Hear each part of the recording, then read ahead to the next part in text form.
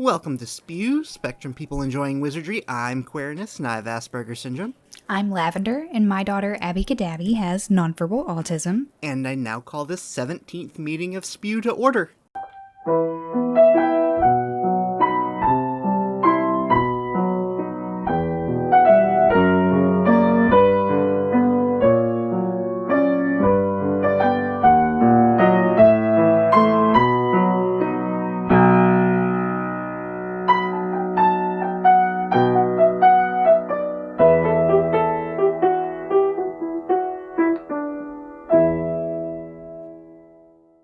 Hello, Lavender. Hello, Queerness. How are you this fine morning? I am pretty good this fine morning, actually. That's good.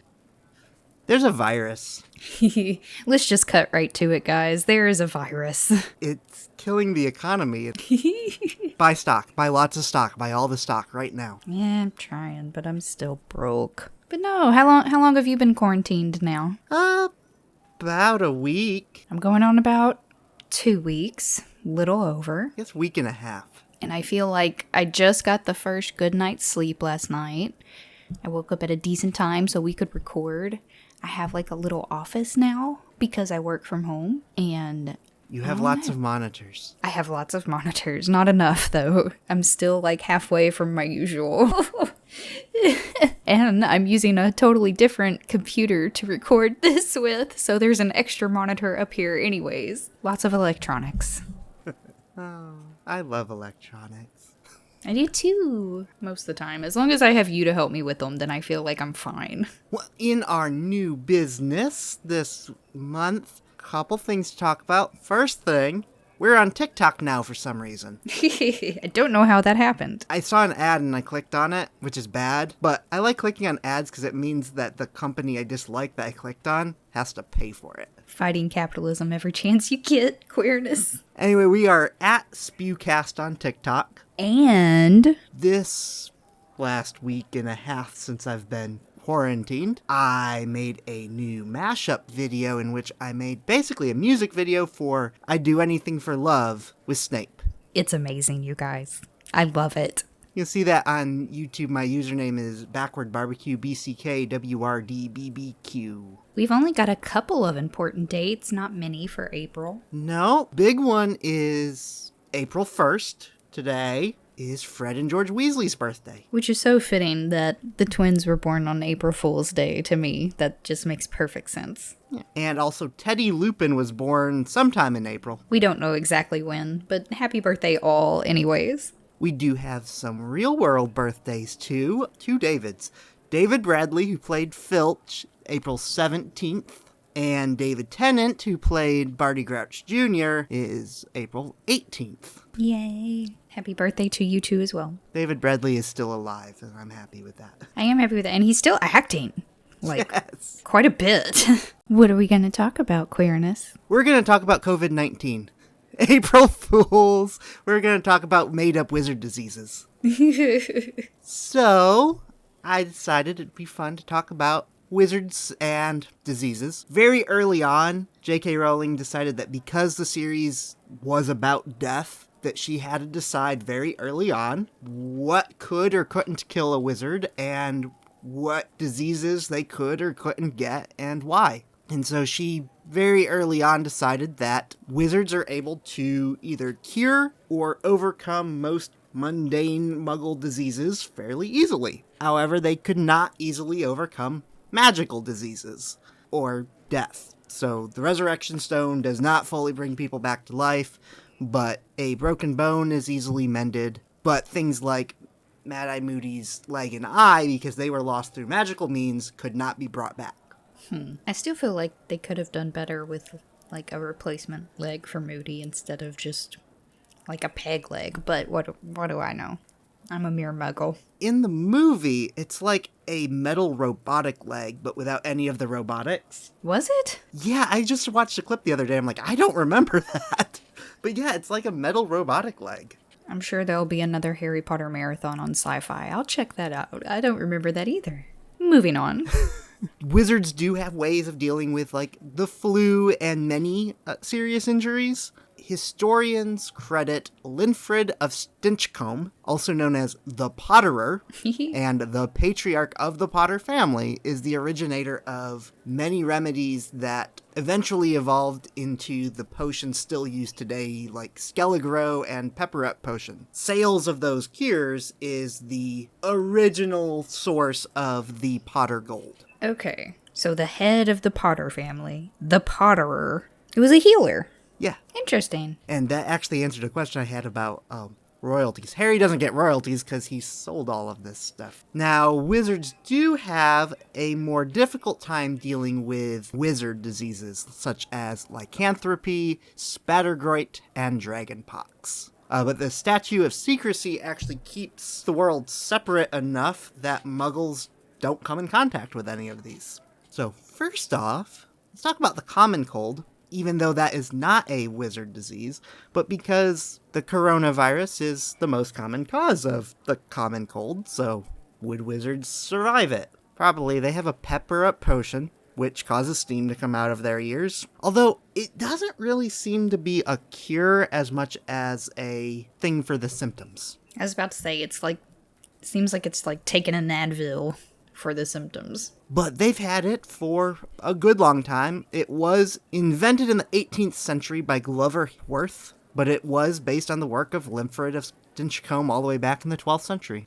Okay. All right, now moving on to the fun stuff. Dragonpox. So, dragonpox was first reported by wizards working closely with Peruvian viper tooths, which is why it's called dragonpox. They were working with dragons. It causes your skin to turn green, and it's long-lasting. There's a green and purple rash that grows between the toes, and sparks come out of your nostrils when you sneeze. Oh my gosh. One of the earliest records we have of it is from the 1100s. Gunhilda Kneen was recorded as having to forego playing chaser in a Quidditch match.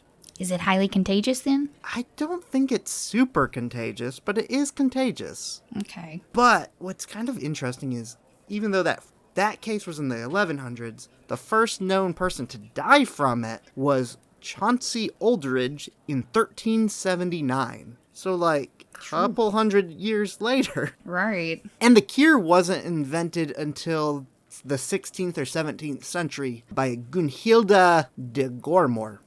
But even though there was a cure, it did not eradicate the disease, and many elderly still die from it. So we have several actual references to this. Draco's grandfather, Ambraxis, died of it. And Harry's grandparents, Fleamont and Euphemia Potter, both died of it. But then we also have an interesting case where Tina and Queenie Goldstein's parents died of it in the 1900s, but they were apparently in their 20s? The parents or Tina and Queenie? Their parents. Were in their 20s? Well, I mean... The late 20s. Early. Yeah. They were young, which is confusing, since apparently only old people die of it. I think J.K. Rowling just likes killing people with dragonpox. Oh. And then we have spattergroit. This one is highly contagious and is caused by a fungus, but this one does result in parents pulling children from school because it's so contagious. It manifests as purple pustules that leave scars, as unusual fatigue, and if the disease reaches the uvula, the victim is unable to speak. Oh. Cerebrumus spattergroit is a specific strain that has the added symptom of confusion and memory loss. And this is one of the theories as to why no one remembers the 1877 Quidditch World Cup. There's actually several theories, because it happened, but no one remembers it. So, yeah, there's actually a whole bunch of information about this specific World Cup. We could probably do a whole episode on just that. I was about to say, hey, that's an episode idea right there. And a portrait at St. Mungo's mistook Ron's freckles as spattergroit, and the cure that it suggested is taking the liver of a toad, binding it around the throat, and standing naked by the full moon in a barrel of eel's eyes. I just read this passage. I just read that part the other day. And then we start getting into the little more interesting ones. The first one being lycanthropy, which J.K. Rowling has stated on multiple cases is meant to be a reference to bloodborne diseases such as HIV. Okay. And werewolves, in general, have been subject of lots of laws and rules and stuff, and the Ministry of Magic has had some sort of muddled law since 1637, where they required all werewolves to register, and no one signed up. And also, this is actually similar with centaurs, because centaurs don't like associating with humans at all. Right. So werewolves and centaurs are constantly being moved back and forth from being part of the Ministry of Magic's Beast Division and Being Division. No one can decide whether they're a beast or a being. Ridiculous. Also, muggles rarely survive the attack, and that's why almost all werewolves are wizards. Silver Inditiny can heal the wound. It doesn't actually cure anything, and a lot of people would rather just die. Wolfsbane potion was invented in the later half of the 20th century and allows the werewolf to maintain human mind. It is very expensive and disgusting and is intended to represent antiretrovirals used for keeping HIV from developing into full-blown versions. Interesting parallel. Yeah. That's an interesting parallel that I did not know about.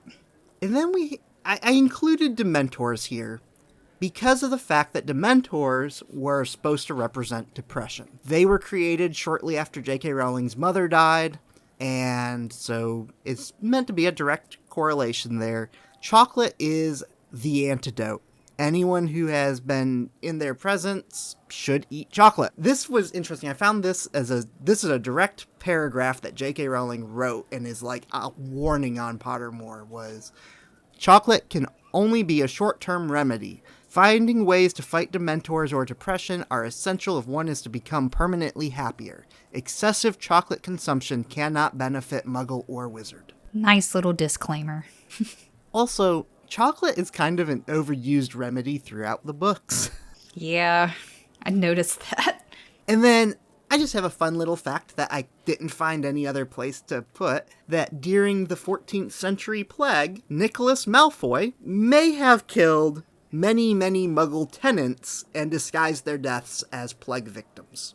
But the reason I say may have killed Muggles is because he was never actually charged with this. Yay, Malfoys. I was about to say, go Malfoys, killing muggles forever. Not really, I do not endorse killing muggles, that's ridiculous.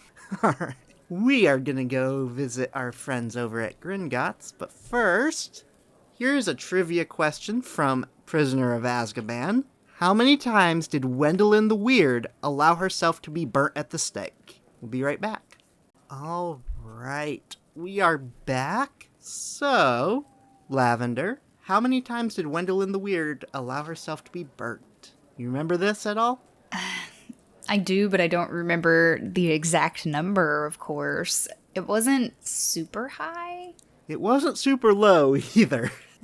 I'm gonna say 19. 47. Okay. I think I would have guessed in the hundreds. But that's just one of those fun little throwaway things that was in the first chapter. Yeah. Just a quick little reminder.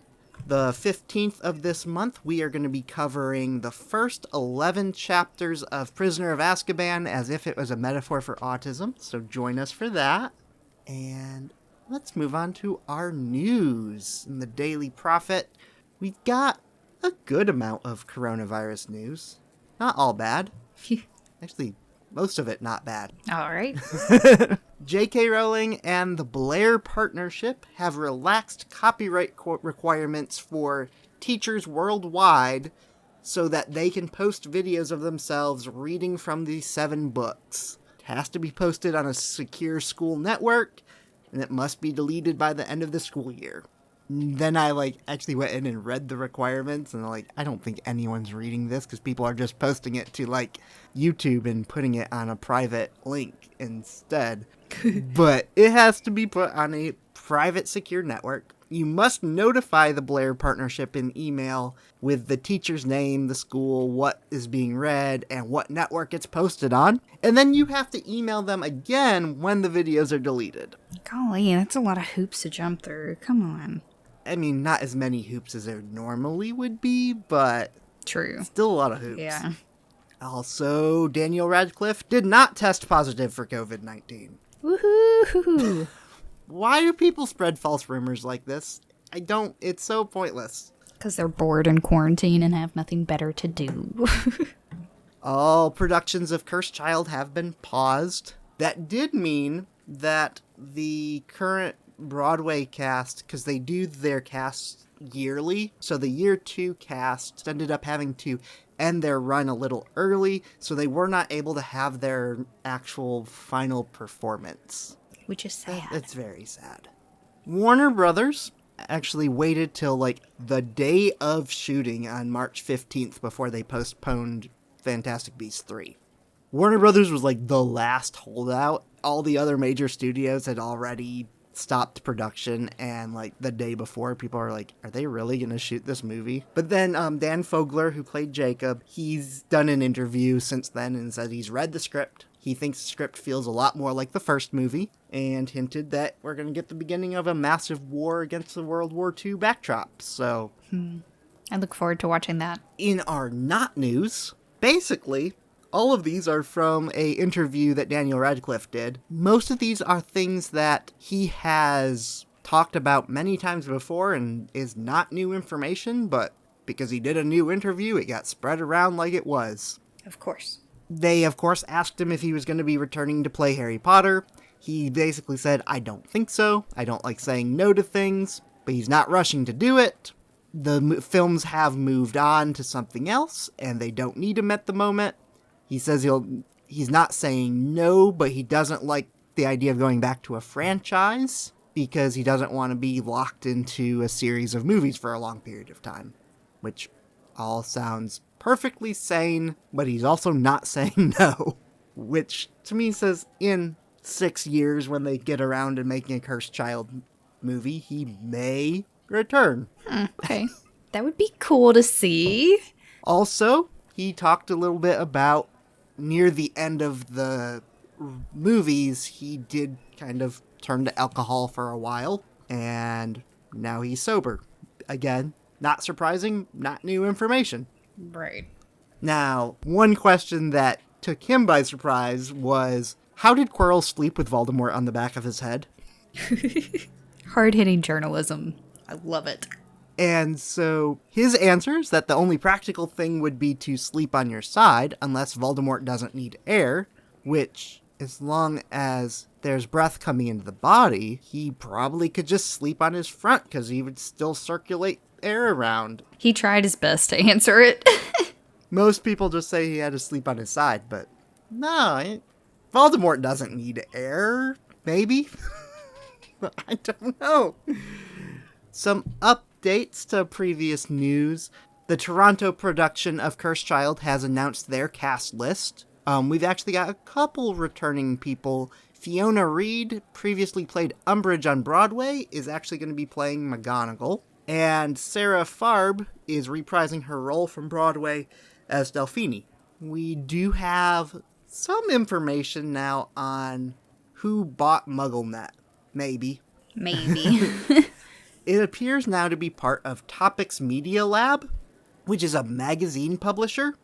And so they have been, through MuggleNet, been publishing Harry Potter-related magazines for a while, and have been kind of marketing them through MuggleNet, which Twitter did not like. There was a big Twitter thread where people just like, you can't market stuff without saying it's an ad, and it's like, but it's not an ad because it's their own product, but no one knew it was their own product. They thought it was just a recommendation. Twitter was in a frenzy.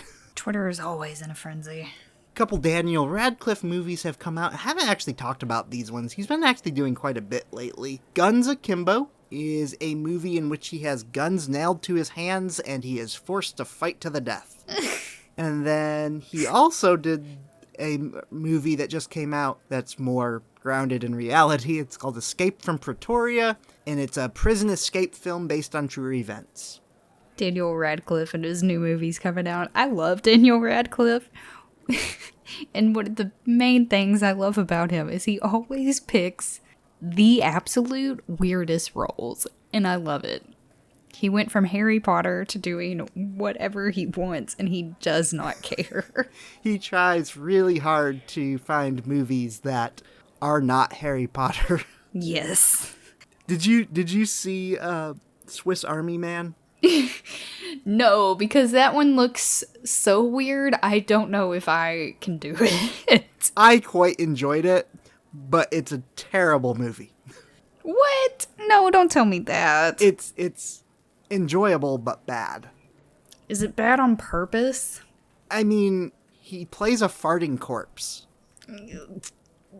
Yes? No, I haven't brought myself to watch that one.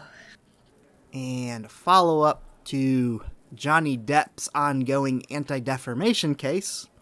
Winona Ryder, who was engaged to Johnny Depp from like 90 to 93, and Penelope Cruz, who's worked with him on several movies, have now spoke out in his favor and are like actual witnesses or whatever. So Okay. I just don't like the fact that we have to talk about Johnny Depp on this podcast. I know. In new news, not exactly new, but the last couple months, Daniel Radcliffe has been in a double-billed play with Alan Cumming in England. It's 2 plays by Samuel Beckett, Endgame and Rufford Theatre 2, which Samuel Beckett, I'm not familiar with those 2 plays, but I am familiar with Samuel Beckett, and he's like this weird, very philosophical but nonsense plays. His most famous show is Waiting for Godot, which is just like 2 hours of 2 people waiting for Godot, and Godot never shows up. So, All right. they've been doing this show for a couple months, and then on March 15th, they ended up having to cut the run short by 2 weeks, so that has now ended. Of course. And then, this is a movie I've been excited about, but actually did not realize that there were so many Harry Potter-related people involved in it.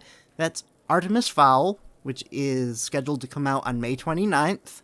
Kenneth Branagh, who played Gilderoy Lockhart, is the director, and Colin Farrell, who played Percival Graves, is in it as well. So, I'm excited for that one. Bloomsbury and Scholastic have released new covers for a new illustrated edition of Quidditch Through the Ages. Both of them are illustrated by Emily Gravitt, but they have different covers. Mm-hmm. I don't understand why there's 2 completely different covers, but they're the same illustrations. They just couldn't decide. Scholastic tries really hard to just like not be Bloomsbury, and I don't know why. I definitely want to pick one of these up, though. I don't have Quidditch Through the Ages yet, so I think I'd like it illustrated. Warner Brothers UK has a new program called Imagine Creative Careers.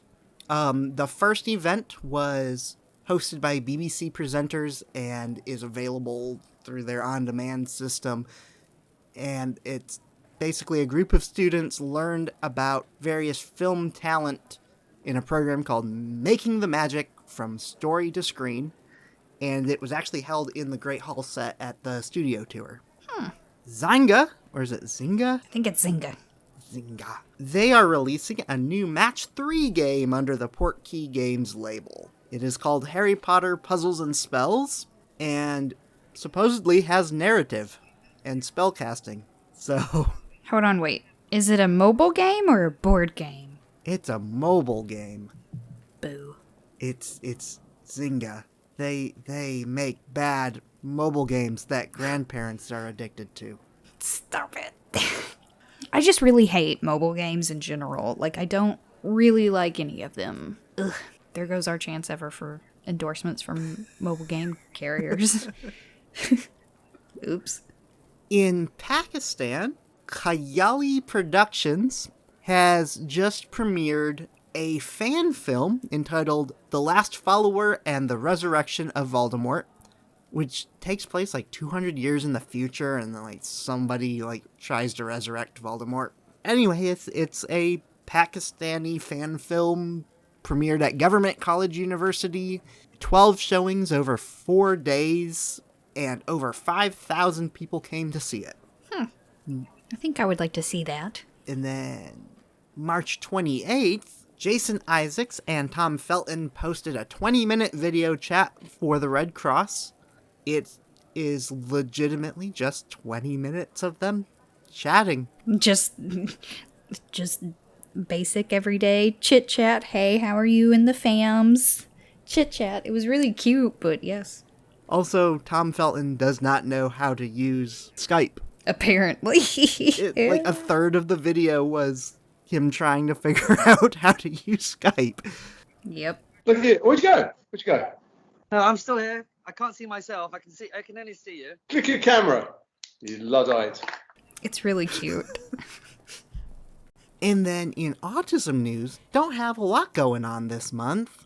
But Vans, this is now the second time Vans has been featured in our show. Mm-hmm. They have released a new autism awareness collection, which is basically calm color palettes, comfy cush technology, and additional foam and rubber overlays for additional comfort.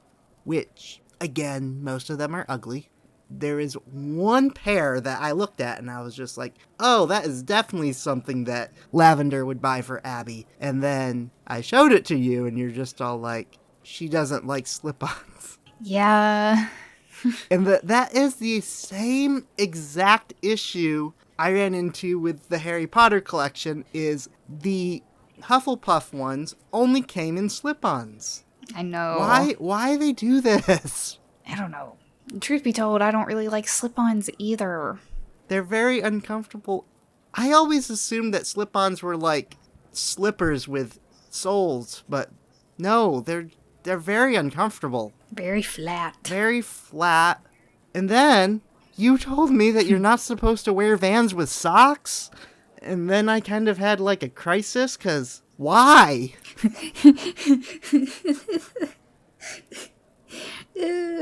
Yeah, I mean, it's kind of a thing that's up in the air. Because after we had that conversation, I Googled it, and like, it seems like 50% of the world thinks you are supposed to wear socks, and 50% of the world thinks you're not. And it grosses me out, which is another reason I don't wear slip-ons. Because I always thought you weren't supposed to wear socks with it, and that's nasty. And then, so, the next day I tried wearing my Hufflepuff shoes without socks, and it was more uncomfortable. See? Oh, wow, it was a thing. Let us know what you guys think, please. Are you supposed to wear slip-ons with socks or not? We need to know. And you can do that by sending us owl mail at spewcast@gmail.com, or you can send us a howler at 407-706-SPEW. That's 407-706-7739, where there's a link in the description. But contact us. Give us any thoughts you might have, any stories you have of Harry Potter or autism, or if you read Prisoner of Azkaban in the next couple weeks and you come across a metaphor that you would like to share with us, give us a call. Or you can follow us on Twitter at Spectrum People. You can also check out our Facebook page. It's facebook.com/spewcast. We also have an Instagram. That's SpewPod on Instagram. And like Queerness said earlier, we are now on TikTok at SpewCast. And our website is spewpod.uk. And as always, we'd like to thank Joan Burr for our theme music. And until next time, I'm Queerness. And I'm Lavender. And as Luna Lovegood said, don't worry, you're just as sane as I am. Bye. Bye.